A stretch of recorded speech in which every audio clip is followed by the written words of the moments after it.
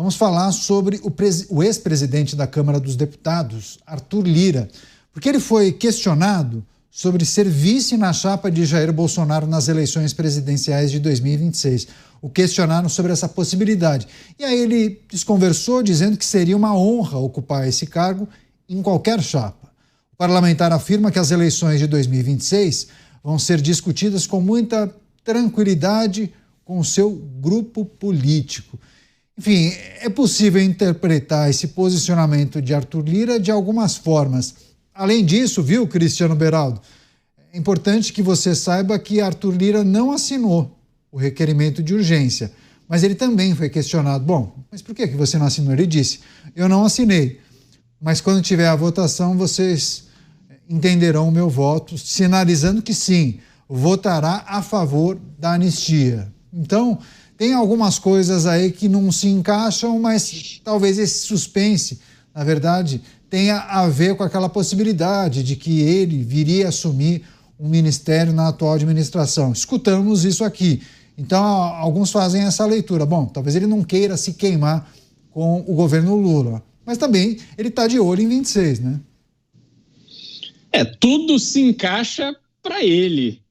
Para nós é que fica a dificuldade de entender os pormenores de tudo que está em jogo, Canhata. É como você disse, há um interesse em, não sei se assumir o ministério, mas certamente em ter espaço no poder. Afinal de contas, o deputado Arthur Lira, ele é um clássico deputado do Centrão, que se elege a partir de dinheiro que vem do governo federal, seja através de emendas ou repasse de algum ministério. Então, ter influência em lugares estratégicos da administração federal é fundamental para a sua eleição, e isso ele não só vai buscar, isso ele vai conseguir, porque seja ameaçando com uma eventual, possível, uma imaginária situação em que ele é convidado para ser vice na chapa de Jair Bolsonaro, seja não sinalizando contra o governo nessa questão da assinatura do pedido de urgência do PL da anistia, ele vai sinalizando para todo lado e pressionando todo mundo.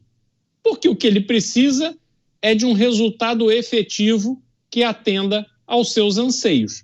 Esses anseios, na minha forma de ver, não tem absolutamente nada a ver com aquilo que o Brasil precisa, com aquilo que precisa ser feito para que a população saia desse atoleiro das dívidas, da falta de oportunidade de emprego, de prosperidade, consiga ter uma vida melhor, que não fique escravo da violência e tantos outros problemas que temos no país. Não tem nada a ver com isso, tem simplesmente a ver com uma estratégia eleitoral para 26, e assim o Centrão segue sendo Centrão. Você, Dávila, quais são os cálculos e com as informações que nós temos, algum tipo de indicação? Porque teve gente que já começou a pensar na chapa, né? Bom, Jair Bolsonaro de cabeça, vice Lira, e aí já começam a pensar nos candidatos ao Senado, né? Em São Paulo seria Eduardo pelo PL e seria Derrite, que trocou de partido, Guilherme Derrite, pelo Partido Progressista, pelo PP. Enfim, cálculos e mais cálculos, né, Dávila? Cálculo misturado com sonho, Canhato. Cada um sonha com o cargo, com o poder, com aquela posição, mas essa roleta da política, ela anda numa velocidade inacreditável. E até a oficialização dessas candidaturas, que serão nas convenções partidárias, em julho do próximo ano, tem muito chão. Até lá, é muito sonho, muita especulação e muita perspectiva de que eu posso me encaixar nesse lado, nessa chapa, naquela. Mas o fato é que hoje o cenário está completamente aberto. Arthur Lira queria ser ministro, não era qualquer ministro, ele queria ser ministro, por exemplo, da saúde, um ministério que tem a maior verba. Ele não quer ser ministério, ele não queria um ministério, esses ministérios que não tem dinheiro para nada.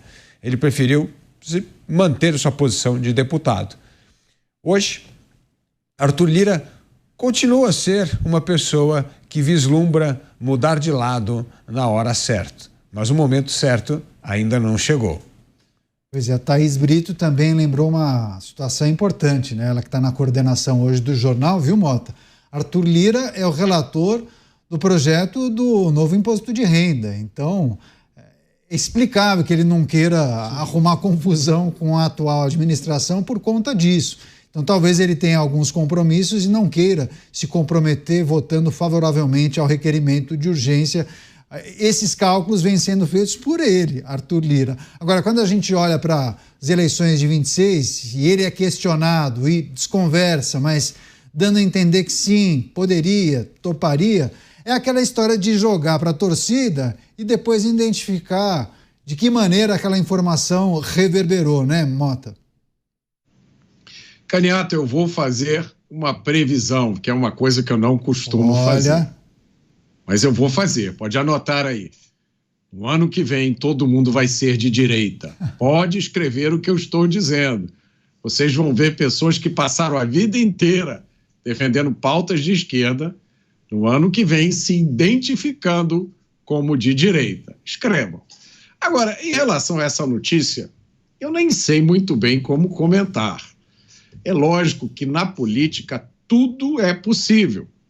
Mas essa combinação me parece improvável, assim como me parece muito improvável que uma pergunta como essa tenha surgido de forma acidental.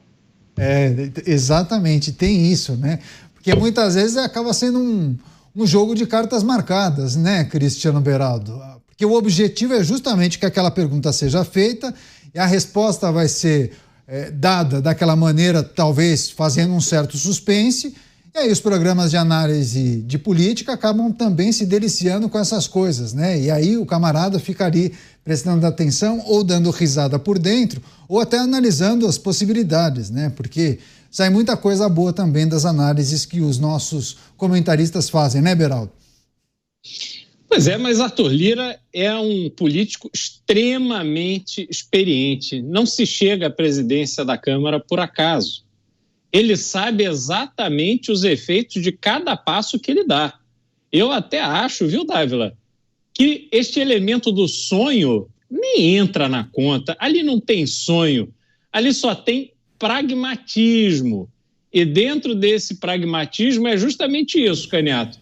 Já sabe qual é a pergunta que precisa ser feita para aquela resposta que precisa ser dada para causar o frisson, não apenas entre os jornalistas, mas, sobretudo, neste ambiente político de Brasília. E aí as cartas vão se movimentando e cada um vai se posicionando para ter aquilo que quer. No final, Candiato, é simplesmente um jogo para equacionar os interesses de cada parte. E aí a gente fica assistindo a isso tudo com a vã expectativa de que em algum momento será lembrado quais são as prioridades do Brasil, coisa que infelizmente não acontece.